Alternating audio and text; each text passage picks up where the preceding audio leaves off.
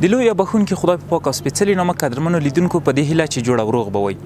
زه رفیع الله همت یم. غواړم په دغه ویډیو کې تاسو ته دا وښیم چې څنګه کولی شو کمره په صحیح شکل سره موږ تاسو په خپلو لاسونو کې ونیسو او یو ښکلی انځور پرې باندې واخلو.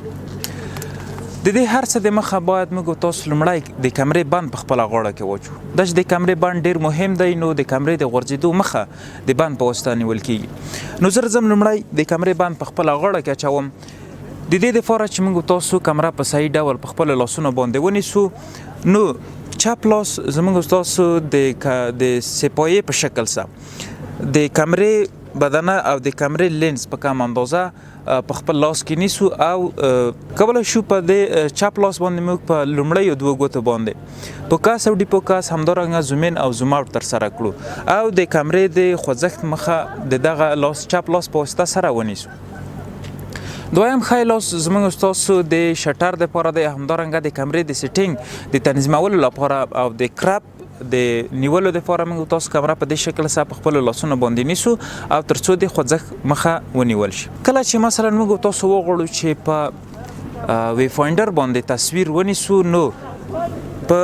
دې شکل سره موږ تاسو کمره خپل سترګې ته نږدې کوو. لاسونه مو باید ډېر له ځان څخه لرې نه وي، دا چې بیا هم د کمرې خوځښت رامنځته کېږي. بل مو کوشش باید دغه وي چې خپلې پښې په ډیره کم اندازه یو له بل څخه فاصله ورکړو تر څو پورې زموږ ستاسو د بدني توازن برابر وي. که چیرې وغواړو چې موږ تاسو په آزاده فضا کې تصویر او یا هم ویډیو وکړو او که چیرې ترایپاډ سره موجود نه وي، نو دغه ښه ده چې موږ تاسو یو ځای ته خپله اوږه او یا هم ځان محکم احساس کړو تر څو پورې داسې یو تصویر ونیسو چې د خوځښت مخنیوی مو کړی وي او تصویر مو له تار څخه ژغورلی وي. نو کله چې موږ تاسو وغواړو د کمرې له کم آیسو څخه استفاده وکړو، په کمره کې دا قانون دی کله چې موږ تاسو وغواړو د کمرې له ټیټو آیسو څخه استفاده وکړو، نو د کمرې لپاره ترایپاډ یا سپایه ضروري ده تر څو پورې د کمرې د خوځښت مخنیوی مو